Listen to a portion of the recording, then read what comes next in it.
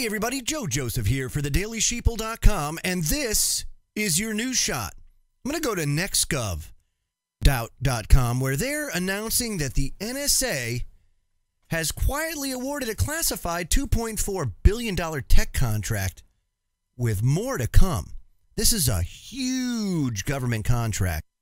You know, normally when you see this kind of, this size and scope of a contract, you're typically talking about purchasing some pretty solid hardware, military hardware, typically like fighter planes, tanks, ships, things like that. That's where you see these big dollar amounts. But of course, recently, because of the terrorists and the fact that we're going to die at any time by a terrorist, why we need to spend billions and billions and billions of dollars to fight a boogeyman instead of putting it towards infrastructure and, other needs that we might have here domestically, since, we seem to be hell-bent as a country to just willingly fork over our hard-earned dollars to a government that's out of control. It's kind of funny because a lot of people say, well, there's no quick fix. There certainly is a quick fix. There's a quick fix. It's just are people willing to do what needs to be done to fix the problem? Some might say, oh, well, it might be uncomfortable to apply this kind of fix, but you could. And before I get into this article, I'm just going to say everybody here willingly agrees to a contract between yourself and the government to pay X amount of dollars or a percentage of your hard-earned money towards taxes. And people will say, well, as a citizen of these United States, why, that's the responsible thing to do. Well, it would be responsible if the people that were the vanguards of that money were responsible. However, they're not responsible. They're very irresponsible and loosey-goosey with our money. And, of course, they don't do what's in our best interest. They do what's in their best interest and in the best interest of the special interests. Pretty simple to understand. And one of the biggest special interest groups out there is the military-industrial complex, who will always tell you that, oh, yeah, we're really struggling right now. Eisenhower warned of this back in the 1950s. Hey, be wary. Fought in World War II, been through a lot of conflict, know the military, know industry, know the motivations. Be very careful about the military-industrial complex. He warned us, and sure enough, here we are today, not heeding the warning. How many people through history have sounded the alarm over these types of things, You hate to call them truthers, but in reality, folks, truth is a lonely warrior. And people don't like to face the truth because it can oftentimes be uncomfortable and run contrary to what you might believe, what dogma you adhere to, or whatever societal standards you hold dear, or perhaps whatever special group or social group or religious group or political affiliation that you may be, that you're so hell-bent on tying your identity to. So, until we can put all that aside and simply say, government, you are out of control, you no longer represent the will of your constituency, therefore, we're not going to give you a dime of these taxes, of this money, until you come correct. Until you do what's right and do what's necessary to right the ship. A good way to do that would be to put it in escrow. You go to a judge, they try to throw the book at you. Guess what? It's in escrow. It's right here. It's collecting interest. And when they do what they have to do, great. But I cannot morally or responsibly give this money to them knowing that they willingly and knowingly violate their oath and the Constitution on a daily basis. What do Of course, well, you can't do that. Well, you can't do that because you entered into a contract. The only way to break the contract, don't pay it. Enough people don't pay it, guess what? They've got no freaking choice.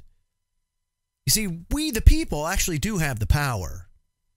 But in order to exercise that power, we have to put our differences aside and say simply, the enemy of my enemy is my friend. You know, it's kind of like we just celebrated. I hate to say celebrated. We mourned 9/11 again. It being 16 years 2 days ago. And still to this very day, people fight over what caused, who did, what caused, what were the, you know, everybody's an expert on how this happened. It was controlled demolition. It was a nuke. It was space weapons. It was drones. It was this. It was that. Nothing hit it. Everything hit it. But no, all of these groups, all of these splintered groups that have the best intentions can't put their differences aside, can't put their egos to the side, much like our founding fathers did when they founded this country, to say, we need to band together to come to the truth no matter where it takes us, regardless of our feelings, our beliefs, our special interests, all of it. We have to put it aside and say, we have to follow the truth because the truth is truly the story here. And until we can do that, we're screwed. And the NSA is quietly going to award classified $2.4 billion contracts and more. And the military-industrial complex is going to run and ravage us. And it's going to go on and on and on until this country finally implodes. And believe me, it will. It will. We're heading fast to a time where human labor becomes obsolete and the entire capitalist structure comes down. And then what? And then what? We could do the right thing and say, well, you know what? Let's pursue our interests, our dreams. Let's let the robots handle things, you know? I don't see it happening that way because typically humanity has a way of really screwing things up. So I don't have a lot of faith there. It says here the National Security Agency has awarded tech firm CSRA the first of 3 portions of its classified groundbreaker contract, which could potentially be worth as much as $2.4 billion over the next decade if options are exercised. CSRA announced the award through a Securities and Exchange Commission filing where it's acknowledged the value and duration of the contract without naming the customer agency or the contract's name.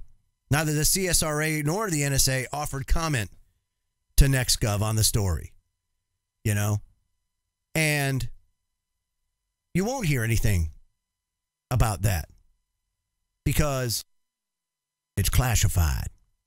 And yes, I get it. When you're dealing with clandestine things, and we can't be naive and say, well, you know, there isn't clandestine operations, spy versus spy, all that. You can't say it doesn't go on. Of course it goes on. But there certainly needs to be more transparency, and there has to be an understanding that the American people are not the enemy, which is how we're treated.